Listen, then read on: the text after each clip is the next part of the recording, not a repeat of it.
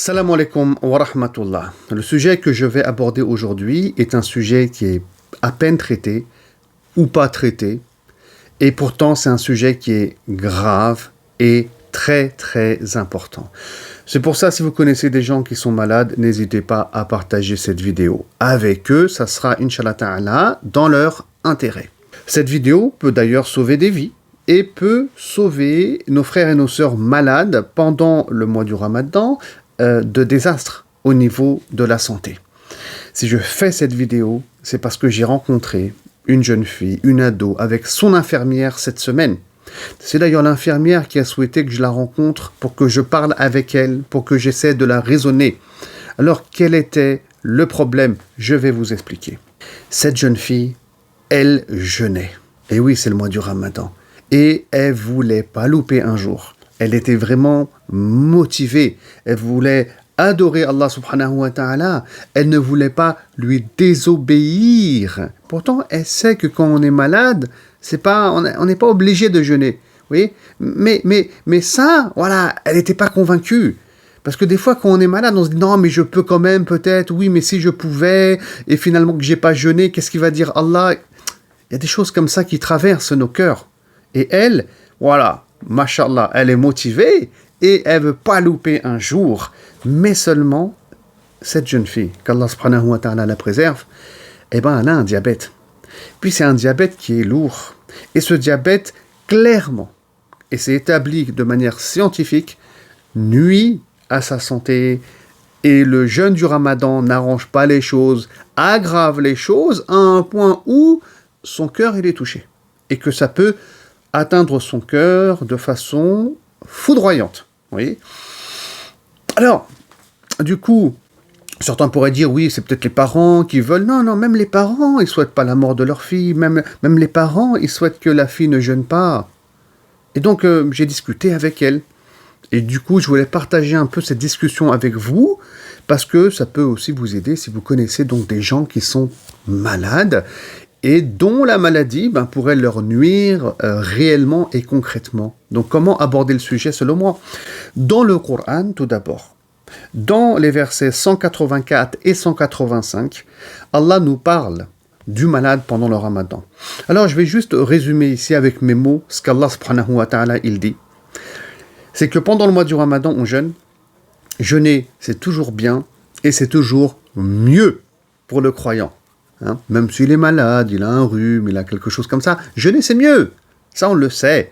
Très bien.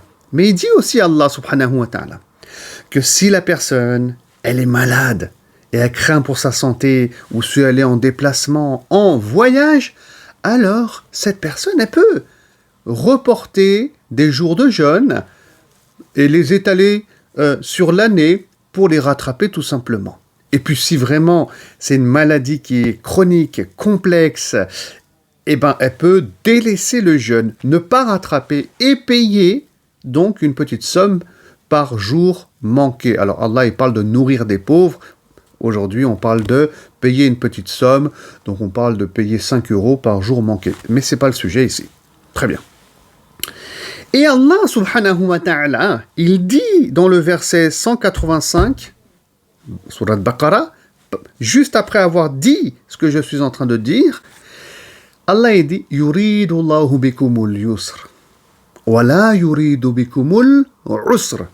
C'est-à-dire qu'Allah subhanahu wa ta'ala, il veut pour vous, vous les musulmans, la facilité et il veut pas la difficulté. Et j'aimerais m'arrêter sur ces mots du Coran. Le musulman, il cherche pas à plaire aux gens, bien sûr, et il cherche pas, si vous voulez, à construire une relation à Dieu selon ses envies, selon son vouloir. Nous, parfois, quand on est malade, on veut jeûner, on souhaite jeûner, on va persister alors qu'on est peut-être très malade, mais c'est pas bon, parce qu'Allah, il veut autre chose. Yuridullah bikumul yusr. Allah, il veut pour toi la facilité.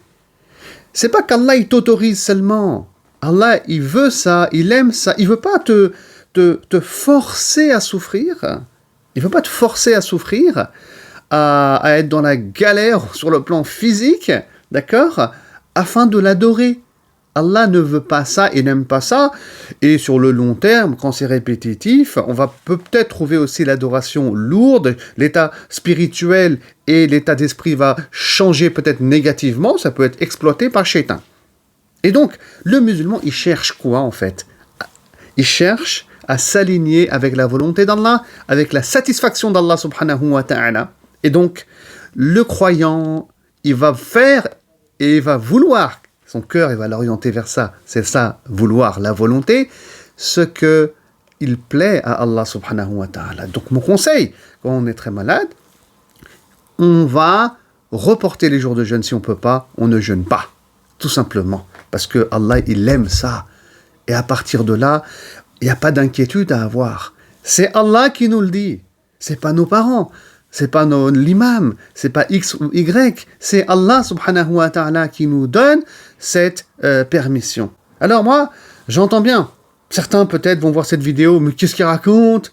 Non, il faut motiver les gens à jeûner, il faut pousser les gens à jeûner, c'est une adoration importante, c'est un pilier de l'islam. Je vous arrête tout de suite. On incitera toujours les gens à jeûner, mais pas dans ce genre de situation. Dans ce genre de situation, on incite les gens à ne pas jeûner. Pourquoi? Je vais ici m'arrêter sur un hadith rapporté par Abu Daoud et Ibn Majah qui est très important. Où des compagnons étaient en sortie, en expédition, et un musulman va recevoir une pierre à la tête. Écoutez bien cette histoire. Et il va être blessé à la tête. Et pendant la nuit, il va être en état de janaba, il va perdre ses grandes ablutions, etc. Donc, comme vous le savez, il doit faire le rousl. Il doit faire le rousl. Il va perdre son état de pureté rituelle. Et il y avait de l'eau, donc il ne savait pas, est-ce que j'utilise l'eau, ou bien est-ce que je fais le tayammum, les ablutions sèches, parce qu'il est blessé à la tête. Et l'eau, ça peut lui nuire. Alors il est parti voir d'autres musulmans, il leur a dit, bon, je fais quoi, selon vous, etc. Alors eux, ils ont dit, bon, il y a de l'eau, et on ne pense pas que tu puisses faire le tayammum alors qu'il y a de l'eau. Très bien, donc lui, il s'est exécuté. Il a fait donc al-Rousl, les grandes ablutions, et il est mort à peine quelques heures après. Du fait de cette blessure, il y a eu un problème. Donc, quand ils sont rentrés à Médine, les musulmans, ils ont raconté cette histoire au prophète Mohammed, sallallahu alayhi wa sallam, et écoutez bien ce qu'il a dit. Écoutez bien ce qu'il a dit, le prophète sallam, il a dit, puisse Allah se venger d'eux. N'ayant aucun savoir, ils auraient dû demander.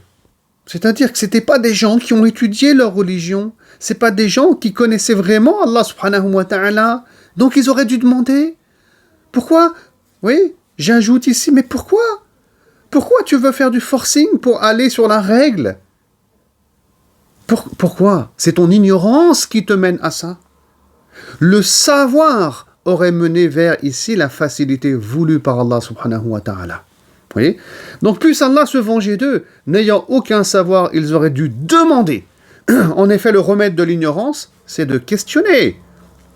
Et le prophète de conclure, il aurait suffi à l'homme de faire le tayammum, ou bien de panser sa blessure, l'essuyer et de laver le reste de son corps. Regardez comment Allah, le prophète, sallallahu alayhi wa sallam, a réprimandé ces musulmans qui ont voulu donc forcer la personne à rester sur la règle, à adorer selon la règle Allah subhanahu wa ta'ala sans aller vers la rukhsa, vers cette facilité, on va traduire ainsi.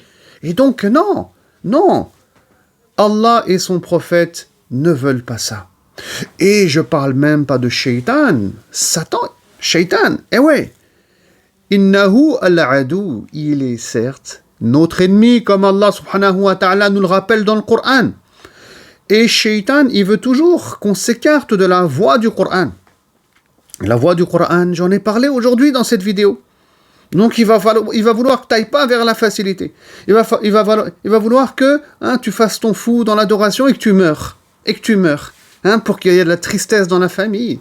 Pour que les parents, les frères et sœurs, ils soient tristes. Et peut-être même qu'il y ait des conflits dans la famille. Parce que Shaitan, il va exploiter chaque faille. Et donc, mon frère et ma sœur qui m'écoutent et qui est malade, suis le Coran, suis la voie du prophète Mohammed sallallahu alayhi wa sallam et tu trouveras une belle récompense auprès d'Allah subhanahu wa ta'ala, qui sait ce qu'il y a dans les cœurs comme sincérité. Salam.